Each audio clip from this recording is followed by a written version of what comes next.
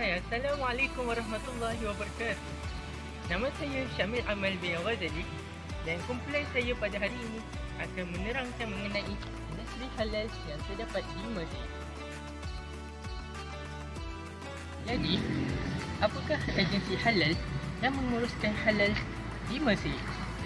Seperti mana yang kita tahu, di setiap negara terdapatnya agensi halal yang menguruskan halal dari segi pemakanan, kosmetik dan sebagainya.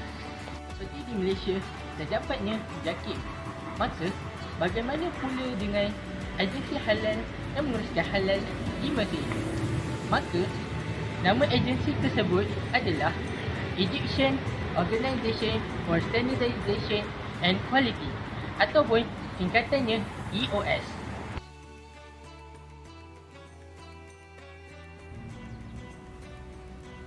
Seterusnya, saya akan menerangkan latar belakang agensi halal yang terdapat di Mesir, iaitu EOS. Apakah itu EOS? EOS merupakan satu badan rasmi yang menguruskan satu aktiviti penyeragaman dan kualiti dalam industri halal. Pengetahuan anda, nama asal EOS ialah Egyptian Organisation for Standardization dan kini telah ditukarkan kepada Egyptian Organisation for Standardization and Quality. Jadi, persoalannya di sini, kenapa ditambahkan quality? Ianya kerana Pusat Kawalan Kualiti telah ditubuhkan dan digabungkan dengan EOS. Mungkin anda tertanya-tanya, apakah tugas yang dilakukan oleh EOS? Jadi, yang pertama, tugasnya adalah mengeluarkan standard Mesir. Dan yang kedua ialah memberi lesen untuk kualiti dan sijil halal bagi produk Mesir dalam pelbagai bidang. Dan yang ketiga ialah ia menyediakan perundingan dan sokongan teknikal dalam bidang standard dan kualiti. Dan yang terakhir ialah ia melaksanakan standard Arab dengan kerjasama Arab Industrial Development and Mining Organisation. Bismillahirrahmanirrahim. Assalamualaikum warahmatullahi wabarakatuh. Saya Muhammad Haziq bin Abu Bakar daripada kelas IPH 2I. Pada hari ini saya akan menerangkan mengenai prosedur permohonan sijil pengesahan halal di Mesir. Langkah yang pertama untuk memohon sijil pengesahan halal di Mesir adalah yang pertama, pemeriksaan kilang organisasi di Mesir perlu menyeragamkan kualiti dan hendaklah dimaklumkan secara bertulis sebelum memulakan sebarang ekspor dagangan lembu atau produk makanan untuk kegunaan tempatan ataupun dieksporkan di luar negara. Seterusnya, sijil halal yang dikeluarkan oleh syarikat mestilah diiringi dengan makanan yang halal dihantar ke Mesir. Pengilang yang berasal untuk menghasilkan dan mengedarkan produk halal hendaklah terlebih dahulu mempunyai kilang yang diperiksa oleh pengarah pemeriksaan penubuhan di Mesir iaitu EOS dan diberikan sijil pengiktirafan sebagai pengilang sebelum pemohon untuk mendaftar atau memproses produk yang dibuat oleh syarikat. Pemohon mestilah menyediakan satu fail sijil pengesahan halal untuk menyimpan semua dokumen yang berkaitan dan mudah untuk memberi rujukan semasa pemeriksaan premis. Langkah yang kedua untuk memohon sijil pengesahan halal di Mesir ialah borang permohonan. Setelah diluluskan selepas pemeriksaan kilang, pemohon boleh membeli dan mengisi borang permohonan yang ditetapkan. Jika terdapat pelbagai barisan produk yang berbeza, maka borang permohonan yang bersaingan hendaklah dikemukakan bagi setiap produk makanan yang dihasilkan. Dan langkah yang ketiga untuk memohon sijil pengesahan halal di Mesir adalah dokumentasi. Di sini pemohon dikehendaki untuk mengemukakan dokumen yang ditentukan oleh EOS untuk memudahkan mendaftar setiap produk makanan. Dokumen ini berbeza dalam beberapa aspek bergantung kepada produk makanan yang berbeza yang pemohon mahu mendaftar. Beberapa dokumen termasuk pemeriksaan dan bentuk kelulusan untuk semua penyembelihan untuk memastikan daging lembu yang dihasilkan daripada mereka. Tumbuh-tumbuhan adalah halal dan sesuai untuk kegunaan semua umat Islam. Langkah yang keempat untuk memohon sijil pengesahan halal adalah menghantar sampel makanan. Pada peringkat ini, sampel produk akan dibentangkan dan diperiksa oleh EOS. Pemeriksaan sedemikian termasuklah memeriksa label, memeriksa risalah dan memeriksa kandungan maklumat produk. Dan tiga sampel pemeriksaan hendaklah dikemukakan semasa pemeriksaan pra-pendaftaran yang agar memuaskan. Langkah yang terakhir untuk memohon sijil pengesahan halal di Mesir adalah pelabelan. Pada peringkat ini, selepas sampel telah diserahkan kepada EOS, pemohon dikehendaki melakukan pelabelan produk makanan untuk memasukkan lauk halal pada semua produk. Ini mesti dilakukan untuk memberi keyakinan kepada pengguna Islam bahawa label halal digunakan dengan betul dan diletakkan pada produk yang tepat dan halal. Selain itu, terdapat beberapa akibat yang menyebabkan sijil pengesahan halal ditolak daripada pemohon. Yang pertama, mengeluarkan produk yang tidak halal. Yang kedua, ubat-ubatan atau produk yang dikategorikan sebagai keluaran farmasetikal oleh Kementerian Kesihatan. Dan yang seterusnya, pewarna rambut dan baja ataupun makanan binatang. Ini kerana tidak di dalam kandungan tersebut tidak mempunyai bahan kimia yang terlarang dan tidak elok untuk dimakan. Disebabkan itu tidak mudah ditolak sijil pengesahan halal. Sekian daripada saya. Assalamualaikum warahmatullahi wabarakatuh. Okay, Assalamualaikum warahmatullahi wabarakatuh. Nama saya Muhammad Luqman bin Zaidi dari DIPIH 2G. Okay, hari ini saya akan membentangkan tentang skim halal di Mesir. Sebelum itu, saya ingin memohon maaf kerana maklumat yang saya dapat kumpul tidaklah banyak kerana sangat terhad dalam laman web yang ada di internet. Okey. Skim yang terdapat di Mesir ialah antaranya produk makanan dan minuman, barang gunaan, premis makanan, rumah sembelihan, logistik, pharmaceutical dan kosmetik. Okay. Itu adalah skim-skim yang terdapat di Mesir. Terusnya saya akan menerangkan dengan lebih lanjut apa itu skim-skim yang saya sebutkan tadi itu. Yang pertama, rumah sembelihan. Rumah sembelihan bermaksud tempat atau premis untuk menyembelih dan memproses binatang secara komersial. Okey, seterusnya logistik. Logistik bermaksud perkhidmatan pengangkutan barangan atau perkhidmatan rantaian kargo dan penggudangan dan aktiviti berkaitan atau peruntitan yang berkaitan dengan pengurusan dan pengendalian makanan, minuman dan barangan. Okey, seterusnya pharmaceutical. Pharmaceutical, saya pasti ramai yang tahu pharmaceutical ni ialah macam farmasi yang jual ubat-ubatan dan sebagainya. Okey, tapi saya akan menerangkan pharmaceutical merujuk kepada produk pharmaceutical dalam bentuk dos siap, termasuk produk ubat-ubatan preskripsi dan bukan preskripsi untuk kegunaan manusia, biopharmaceutical, radiopharmaceutical, ubat-ubatan tradisional, tambahan khasiat makanan dan ubat-ubatan penyelidikan. yang berdaftar dengan pihak berkuasa kawalan dadah di bawah Kementerian Kesihatan. Yang terakhir, kosmetik dan dandangan. Kosmetik bermaksud bahan dan sediaan yang dibuat untuk bersentuhan dengan pelbagai bahagian luaran badan.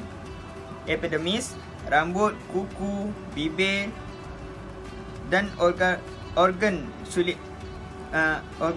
luaran atau pada gigi, saluran mukus di mulut. Ini bertujuan semata-mata untuk membersih, mewangikan, merubah penampilan dan atau membaiki bau badan dan melindunginya atau memeliharanya dengan keadaan baik. Okey, mengikut apa yang saya sebut tadi, ada banyak sepatutnya, tapi saya ingin mohon maaf kerana maklumat yang saya dapat sangatlah terhad dan hanya jumpa beberapa sahaja. Okey, sekian saja daripada saya, Muhammad Luqman bin Zaidi. Wabillahi taufiq wal hidayah. Wassalamualaikum warahmatullahi wabarakatuh. Seterusnya saya akan menerangkan mengenai contoh produk halal di Mesir. Contoh produk yang pertama adalah kunafa. Kunafa ini adalah hidangan yang biasanya disajikan dengan roti Mesir yang memiliki bentuk rasa seperti mie dan rasanya manis. Menu ini merupakan salah satu hidangan tertua di Mesir.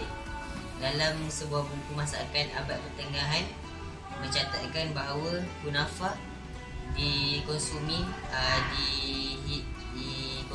pada wilayah Jazirah Arab, Syam, Turki dan Mesir. Namun sehingga kini ia tidak diketahui dengan tepat asal-usul sebenar masakan ini. Contoh produk yang halal di Mesir seterusnya adalah produk kosmetik. Contohnya seperti Pure Egyptian Magic Soap. Ia merupakan satu produk yang halal, iaitu sabun untuk memutihkan kulit yang mengandungi kojic, alpha-arbutin dan gluta papaya. Produk yang seterusnya, produk kosmetik yang halal di Mesir adalah metformin tablets. Ia merupakan salah satu ubat-ubatan yang halal di Mesir dan selamat digunakan.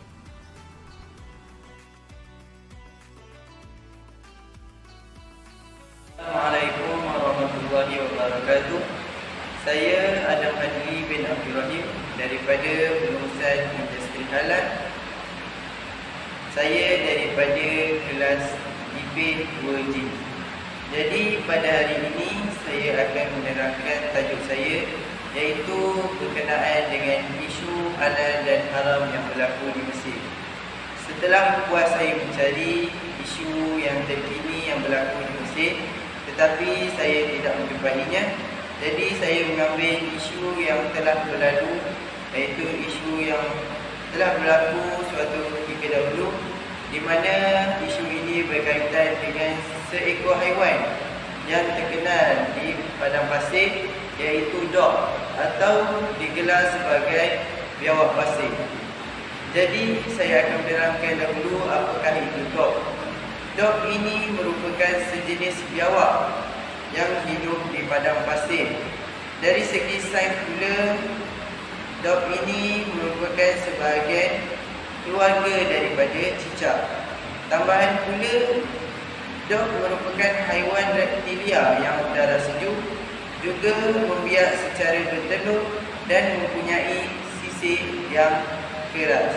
Isu yang berlaku berkenaan dengan haiwan dog ini adalah masyarakat telah menyamakan binatang dog ini atau dengan lebih jelasnya biawak pasir ini dengan biawak yang kita lihat di pinggiran jalan, iaitu ada sebahagian masyarakat yang menyamakan keduanya dan menghalalkan kedua-duanya untuk dimakan, dan juga ada yang masyarakat mengharamkan kedua-duanya.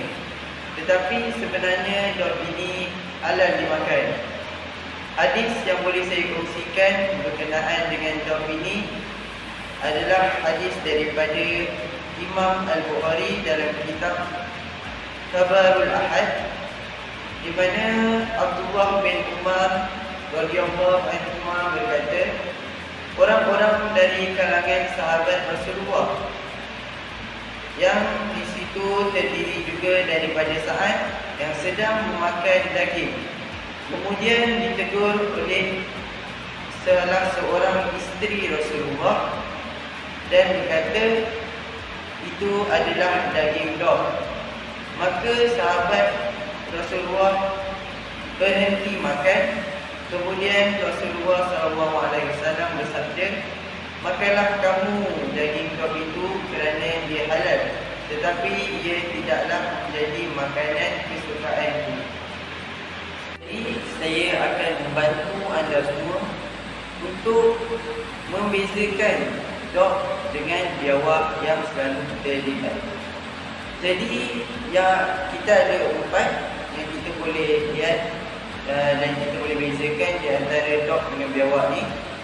Yang pertama, kita boleh bezakan dia dengan saiz badan dia, di mana saiz biawak pasir ni adalah lebih kecil berbanding biawak-biawak yang kita lihat di sekeliling kita ni. Contohnya biawak komodo. Biawak komodo ni merupakan biawak yang merupakan biawak pemburu dan bersaiz besar. Dan biawak pasir ini dia merupakan biawak yang bersaiz kecil. Selain itu, yang kedua, kita boleh bezakan dia dengan cara pemakanannya. Biawak pasir ini hanya memakan rumput dan juga semua jenis belalang.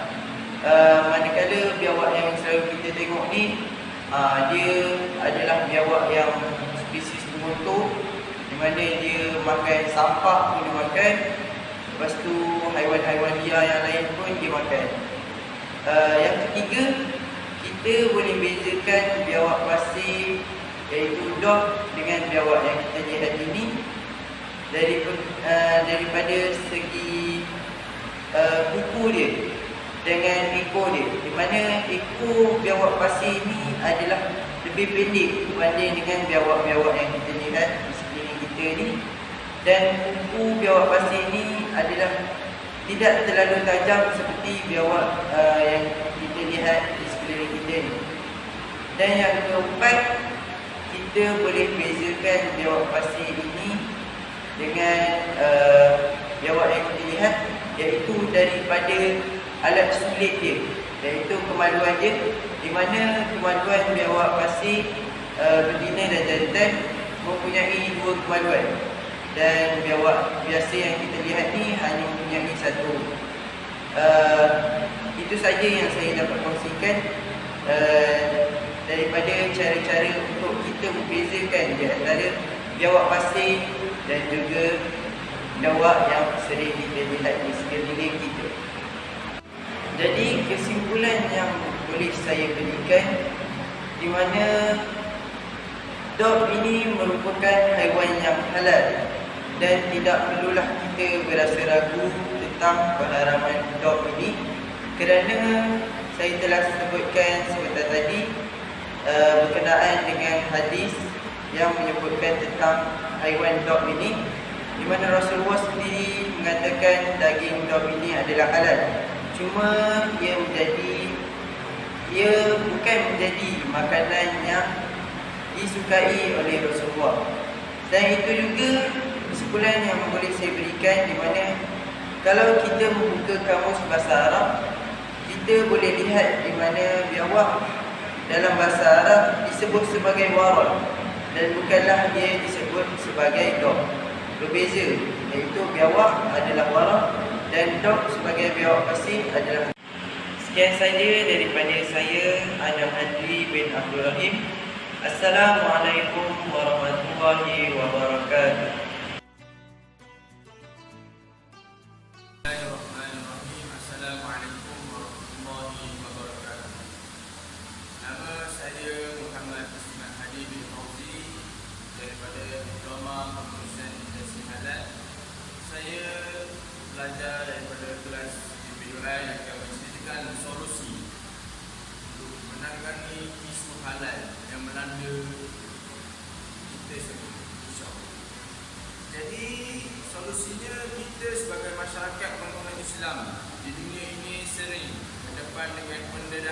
manusia berhubung keraguan halal sesuatu produk di pasaran. Memandangkan isu halal ialah isu penting khususnya bagi yang beragama Islam, wajar bagi mereka mendapat maklumat yang betul mengenai kehalalan sesuatu produk baik untuk dimakan, diminum atau digunakan. Dalam mendapatkan hal itu sudah tentunya juga maklumat halal perlu dinyatakan secara jelas pada pengurusan produk oleh pengeluar-pengeluar produk. Perumutan bermula juga melibatkan status halal di restoran dan kedai makan khususnya yang dimiliki orang bukan Islam. Jadi kita perlulah selalu mengambil tahu tentang berita-berita berkenaan halal sesuatu produk itu supaya kita tidak terjerumus ke dalam lembah keharaman.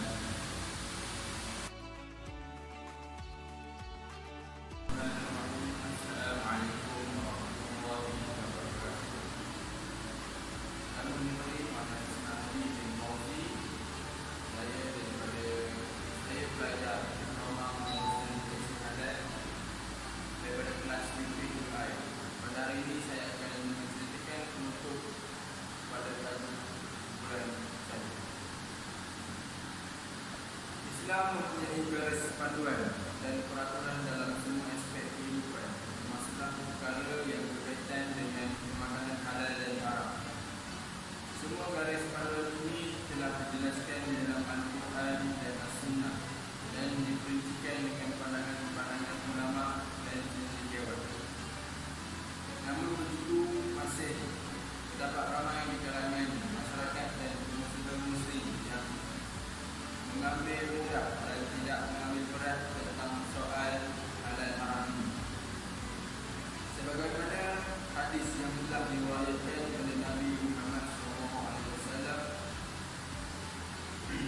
yang bermaksud daripada Abu Hurairah, katanya Rasulullah SAW bersabda, pada suatu masa akan tiba yang mana manusia tidak lagi memperhatikan dari mana memperoleh sumber kehidupannya, apakah dari sumber halal atau dari sumber haram. Hadis ini jelas menunjukkan bahawa adakah kita sebagai salah seorang usahawan dan pelanggan muslim termasuk dalam golongan sebagaimana yang disebutkan dalam hadis yang tidak mengindahkan hukum syarak dalam urusan pemakanan dan pembelian sesuatu produk. Dalam hal ini kita sebagai usahawan dan pelanggan muslim haruslah bersama membendung masalah halal haram di dalam kehidupan kita. Disarankan agar semua pengusaha muslim diberikan kesedaran betapa pentingnya memahami konsep halal haram dalam urusan perniagaan, terutama dalam sektor industri kecil sederhana, sama ada yang melibatkan pemakanan, minuman dan barang gunaan Islam.